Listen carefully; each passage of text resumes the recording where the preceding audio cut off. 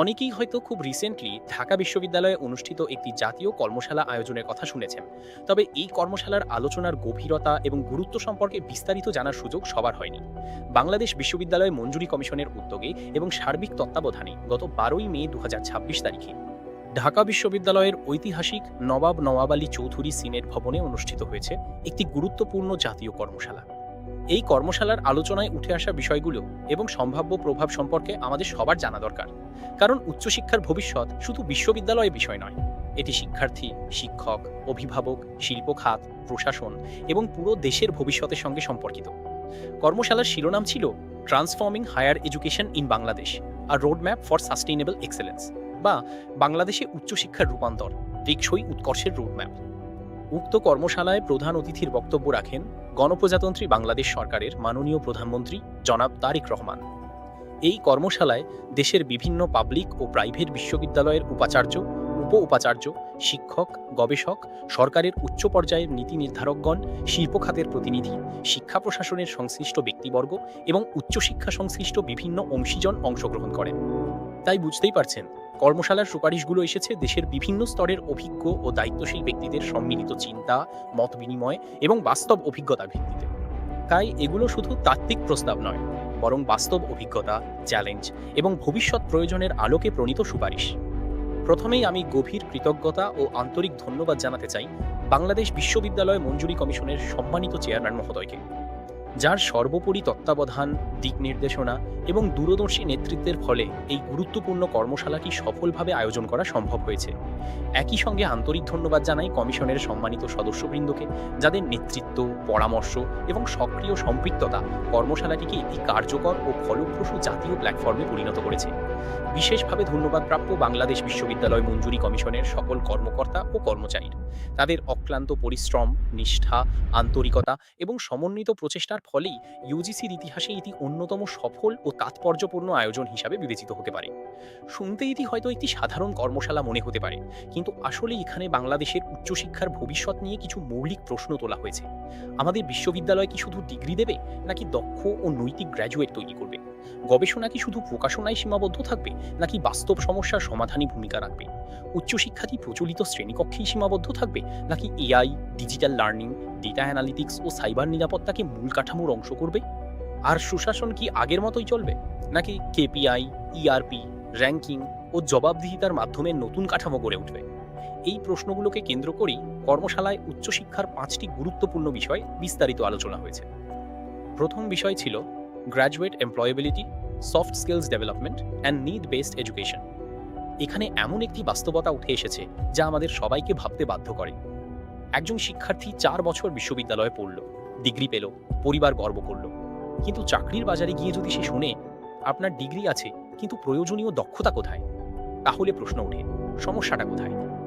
কর্মশালার আলোচনায় দেখা গেছে অনেক বিশ্ববিদ্যালয়ে পাঠ্যক্রম হালনাগাদ, ধীর গতির, উদীয়মান খাতগুলো যথেষ্টভাবে অন্তর্ভুক্ত নয়। শিল্প খাতের চাহিদা এবং একাডেমিক পাঠ্যক্রমের মধ্যে এখনও ব্যবধান রয়েছে। অনেক ক্ষেত্রে গ্র্যাজুয়েটদের কর্মসংস্থান, প্লেসমেন্ট রেট বা স্কিল রেডিনেস সম্পর্কিত নির্ভরযোগ্য তথ্যও সংরক্ষিত হয় না। ইন্টার্নশিপ আছে কিন্তু সবসময় কার্যকর নয়। কেরিয়ার কাউন্সেলিং আছে কিন্তু অনেক ক্ষেত্রে দুর্বল। স্টার্টআপ সহায়তার কথা বলা হয় কিন্তু বাস্তবে তা সীমিত। আর সবচেয়ে বড় বিষয়, যোগাযোগ দক্ষতা, নেতৃত্ব, সমস্যা সমাধান, পেশাদারিত্ব ও শৃঙ্খলার মতো সফট স্কিল উন্নয়নে আরও জোর দেওয়া প্রয়োজন। তাহলে সমাধান কি? সুপারিশ এসেছে পাঠ্যক্রম উন্নয়নে শিল্প খাতের প্রতিনিধিদের যুক্ত করতে হবে, আউটকাম বেসড এডুকেশন বাস্তবায়ন করতে হবে, ইন্টার্নশিপকে শুধু আনুষ্ঠানিকতা হিসেবে নয়, বাস্তব কর্ম অভিজ্ঞতা হিসেবে গড়ে তুলতে হবে। প্রতিটি বিশ্ববিদ্যালয়ে কেরিয়ার সাপোর্ট সেন্টার শক্তিশালী করতে হবে। আরও গুরুত্বপূর্ণ হল কেন্দ্রীয় ইন্টার্নশিপ, অ্যাপ্রেন্টিসশিপ এবং জব প্লেসমেন্ট প্ল্যাটফর্ম গড়ে তোলা। প্রতিটি বিশ্ববিদ্যালয়ে ইনোভেশন হাব, স্টার্টআপ ইনকিউবেটর এবং উদ্যোক্তা উন্নয়ন ল্যাব প্রতিষ্ঠা করা, এবং একটি জাতীয় গ্র্যাজুয়েট এমপ্লয়েবিলিটি ফ্রেমওয়ার্ক প্রণয়ন করা। কারণ ভবিষ্যতে চাকরির বাজার শুধু জিজ্ঞেস করবে না আপনি কোন বিষয়ে ডিগ্রি নিয়েছেন, ভবিষ্যৎ জিজ্ঞেস করবে আপনি কি পারেন, আপনি কি তৈরি করতে পারেন, আপনি কি ধরনের সমস্যা সমাধান করতে পারেন। এটাই ছিল প্রথম বিষয়ের সবচেয়ে বড় বার্তা। উচ্চশিক্ষা শুধু ডিগ্রি দেবে না, দক্ষ, নৈতিক ও কর্মসংস্থান প্রস্তুত গ্র্যাজুয়েট তৈরি করবে। দ্বিতীয় বিষয় ছিল industry academia collaboration and global competitiveness. এখানে উঠে এসেছে আরেকটি অদৃশ্য কিন্তু বড় সংকট। একদিকে বিশ্ববিদ্যালয় শিক্ষার্থী তৈরি করছে, অন্যদিকে শিল্প খাত দক্ষ জনবল খুঁজছে। কিন্তু মাঝখানে রয়ে গেছে এক নীরব দূরত্ব। যোগাযোগের ঘাটতি আছে, আস্থার ঘাটতি আছে, সমন্বিত উদ্যোগের অভাব আছে। এই দূরত্বের ক্ষতি শুধু বিশ্ববিদ্যালয়ের নয়, ক্ষতি হয় শিক্ষার্থীর, ক্ষতি হয় গবেষণার, ক্ষতি হয় উদ্ভাবনের, ক্ষতি হয় জাতীয় অর্থনীতির। কারণ বিশ্ববিদ্যালয় যদি বাস্তব শিল্প চাহিদা না বুঝে, তাহলে পাঠ্যক্রম বাস্তবতার বাইরে চলে যায়। আর শিল্প খাত যদি বিশ্ববিদ্যালয়ের গবেষণা ও মানব সম্পদ তৈরির প্রক্রিয়ায় যুক্ত না হয়, তাহলে ইনোভেশনের বড় একটি সম্ভাবনা অপূর্ণ থেকে যায়। তাহলে সমাধান কি? সুপারিশ এসেছে প্রতিটি বিভাগে ইন্ডাস্ট্রি অ্যাডভাইজারি বোর্ড গঠন করা যেতে পারে, যাতে পাঠ্যক্রম, দক্ষতা উন্নয়ন এবং গবেষণা বাস্তব চাহিদার সঙ্গে যুক্ত হয়। ইন্ডাস্ট্রি লায়াজন অফিস প্রতিষ্ঠা করা যেতে পারে, যাতে বিশ্ববিদ্যালয় ও শিল্প খাতের মধ্যে নিয়মিত যোগাযোগ থাকে। ইউজিসি, বিশ্ববিদ্যালয় এবং শিল্প খাতের মধ্যে ত্রিপক্ষীয় সমঝোতা হতে পারে, যাতে কোলাবোরেশন শুধু ব্যক্তিগত উদ্যোগে নয়, প্রাতিষ্ঠানিক কাঠামোর মধ্যে আসে। কোঅপ এডুকেশন সিস্টেম চালুর বিষয়টি বিবেচনা করা যেতে পারে, যাতে শিক্ষার্থীরা পড়াশোনার পাশাপাশি বাস্তব কর্মক্ষেত্রের অভিজ্ঞতা অর্জন করতে পারে। টেকনোলজি ট্রান্সফার অফিস গঠন করতে হবে, যাতে বিশ্ববিদ্যালয়ে গবেষণা শুধু প্রতিবেদনে না থাকে, বাস্তব পণ্য, প্রযুক্তি, সেবা ও সমাধানে রূপ নিতে পারে। একই সঙ্গে অ্যাপ্লাইড রিসার্চ, মেধাস্বত্ব নীতি, যৌথ ডিগ্রি, সহযোগিতামূলক গবেষণাগার, অ্যালামনাই ফান্ডিং, ভেঞ্চার ফান্ড এবং ইনোভেশন ফান্ডকে গুরুত্ব দিতে হবে। কারণ ভবিষ্যতের বিশ্ববিদ্যালয় শুধু শ্রেণীকক্ষে সীমাবদ্ধ থাকবে না। ভবিষ্যতে বিশ্ববিদ্যালয় হবে শিল্প, গবেষণা, উদ্ভাবন, উদ্যোক্তা উন্নয়ন এবং বৈশ্বিক প্রতিযোগিতার সঙ্গে যুক্ত একটি শক্তিশালী জ্ঞান কেন্দ্র। প্রশ্ন এখন একটাই, আমরা কি বিশ্ববিদ্যালয় ও শিল্প খাতকে আলাদা পথে চলতে দেব, নাকি তাদের একসঙ্গে এনে বাংলাদেশের উচ্চশিক্ষাকে বৈশ্বিক প্রতিযোগিতার জন্য প্রস্তুত করব? এই বিষয়ে সবচেয়ে বড় বার্তা হলো, উচ্চশিক্ষা ও শিল্প খাতের সংযোগ ছাড়া দক্ষতা, গবেষণা, উদ্ভাবন এবং বৈশ্বিক সক্ষমতা কোনোটিই পূর্ণতা পাবে না। দ্বিতীয় বিষয় ছিল digital transformation, digital literacy and AI integration. এখানে উঠে এসেছে এমন একটি বাস্তবতা যা খুব দ্রুত আমাদের উচ্চশিক্ষার পুরো কাঠামো বদলে দিতে পারে। প্রশ্ন হলো, বিশ্ববিদ্যালয় কি শুধু শ্রেণীকক্ষ, নোটিশ বোর্ড আর পরীক্ষার ফলাফলের মধ্যেই সীমাবদ্ধ থাকবে, নাকি বিশ্ববিদ্যালয় হবে একটি পূর্ণাঙ্গ ডিজিটাল লার্নিং ইকোসিস্টেম? আজকের বিশ্বে শিক্ষা শুধু ক্লাসরুমের চার দেয়ালের মধ্যে নেই। শিক্ষা এখন ডিজিটাল লাইব্রেরিতে, ওপেন কোর্সওয়্যারে, ভার্চুয়াল ল্যাবে, স্মার্ট ক্লাসরুমে এবং ডেটা নির্ভর একাডেমিক সিদ্ধান্তে। আর এখন এই পরিবর্তনের সঙ্গে যুক্ত হয়েছে কৃত্রিম বুদ্ধিমত্তা। এআই এখন lesson planning, teaching support, assessment, feedback, academic analytics এবং স্টুডেন্ট সাপোর্ট সব জায়গায় নতুন সম্ভাবনা তৈরি করছে। কিন্তু এখানেই সবচেয়ে বড় সতর্কতা, ডিজিটাল টুল থাকলেই ডিজিটাল রূপান্তর হয় না। এআই ব্যবহার করলেই শিক্ষা উন্নত হয় না। প্রয়োজন সঠিক অবকাঠামো, প্রয়োজন দক্ষ শিক্ষক ও শিক্ষার্থী, প্রয়োজন নৈতিক ব্যবহার, প্রয়োজন গোপনীয়তা ও ডেটা সুরক্ষা, প্রয়োজন শক্তিশালী সাইবার নিরাপত্তা। কারণ বিশ্ববিদ্যালয়গুলো এখন শুধু বই ও পরীক্ষার তথ্য সংরক্ষণ করে না, তারা সংরক্ষণ করে শিক্ষার্থী, শিক্ষক, গবেষণা, ফলাফল, আর্থিক ও প্রাতিষ্ঠানিক সংবেদনশীল তথ্য। তাই ডিজিটাল ট্রান্সফরমেশনের সঙ্গে সাইবার রিস্কও বাড়ে এবং প্রস্তুতি ছাড়া প্রযুক্তি সুযোগের বদলে ঝুঁকিও তৈরি করতে পারে। তাহলে করণীয় কি? সুপারিশ এসেছে উচ্চশিক্ষার জন্য একটি জাতীয় ডিজিটাল রূপান্তর রোডম্যাপ প্রয়োজন। জাতীয় এলএমএস মানদণ্ড প্রয়োজন, যাতে বিশ্ববিদ্যালয়গুলো বিচ্ছিন্নভাবে নয়, একটি মানসম্মত কাঠামোর মধ্যে ডিজিটাল শিক্ষা চালাতে পারে।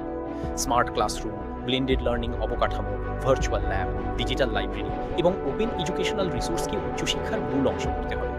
দায়িত্বশীল AI assisted teaching and assessment system গড়ে তুলতে হবে, যাতে এআই শেখার সহায়ক হয়, শর্টকাট বা অনৈতিক ব্যবহারের মাধ্যম না হয়।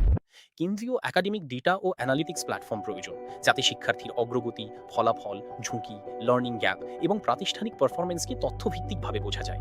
একই সঙ্গে সাইবার নিরাপত্তা মানদণ্ড, নিয়মিত security audit, data protection policy, incident response team এবং দেশব্যাপী ডিজিটাল লিটারেসি ও এথিক্যাল এআই ট্রেনিং চালু করা জরুরি।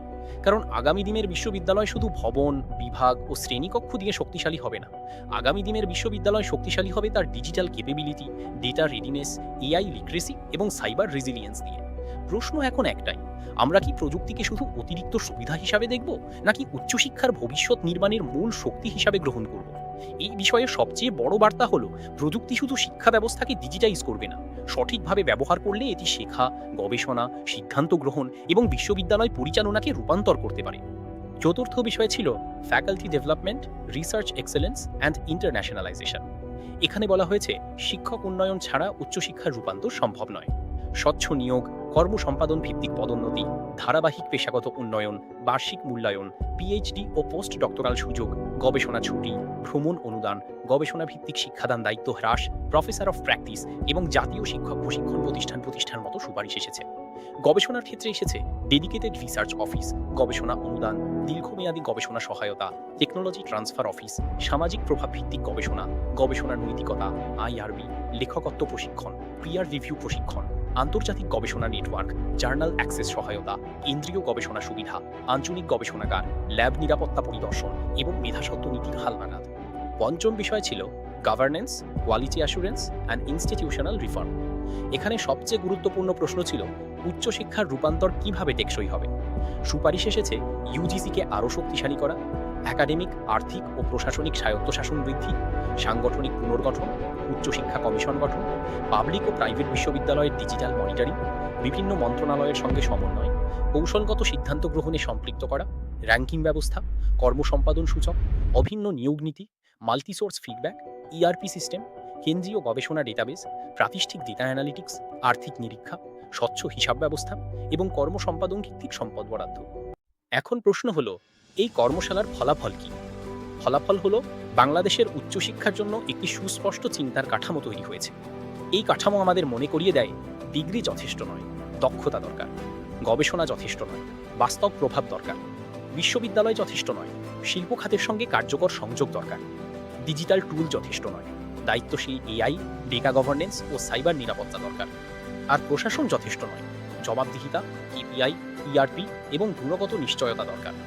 এই সুপারিশগুলো বাস্তবায়িত হলে প্রতিটি বিশ্ববিদ্যালয়ে ক্যারিয়ার সাপোর্ট সেন্টার, কার্যকর internship, industry advisory board, technology transfer office, AI সহায়ক শিক্ষা, LMS, virtual lab, digital library, শিক্ষক প্রশিক্ষণ এবং ডেটা নির্ভর মনিটরিং ব্যবস্থা আরও শক্তিশালী হতে পারে। কিন্তু সবচেয়ে বড় সতর্কতা হলো, কর্মশালা শেষ হওয়া মানেই কাজ শেষ নয়। আসল কাজ শুরু হয় কর্মশালার পরে। যদি সুপারিশগুলো শুধু প্রতিবেদনের পাতায় থাকে, পরিবর্তন আসবে না। যদি এগুলো কর্মপরিকল্পনা, সময়সীমা, দায়িত্ব বন্টন, বাজেট এবং মনিটরিং ব্যবস্থার সঙ্গে যুক্ত হয়, তবেই বাস্তব রূপান্তর সম্ভব। তাই এখন দরকার ধারাবাহিক ফলোআপ, বাস্তবায়ন রোডম্যাপ এবং বিশ্ববিদ্যালয়, ইউজিসি, শিল্প খাত, সরকার ও উন্নয়ন সহযোগীদের সমন্বিত উদ্যোগ। কারণ উচ্চশিক্ষার রূপান্তর কোনো একদিনের কাজ নয়, এটি একটি দীর্ঘমেয়াদী জাতীয় যাত্রা। প্রশ্ন এখন একটাই, আমরা কি এই সুপারিশগুলোকে শুধু আলোচনা হিসেবে দেখব, নাকি বাস্তব রূপান্তরের সূচনা হিসেবে গ্রহণ করব? সময় এখনই। আমি এম মারুফ আলম জেমস, সহকারী পরিচালক, বাংলাদেশ বিশ্ববিদ্যালয় মঞ্জুরি কমিশন। উচ্চশিক্ষা, প্রযুক্তি ও প্রশাসনিক রূপান্তর নিয়ে আমাদের এই আলোচনা চলমান থাকবে। সবাইকে ধন্যবাদ।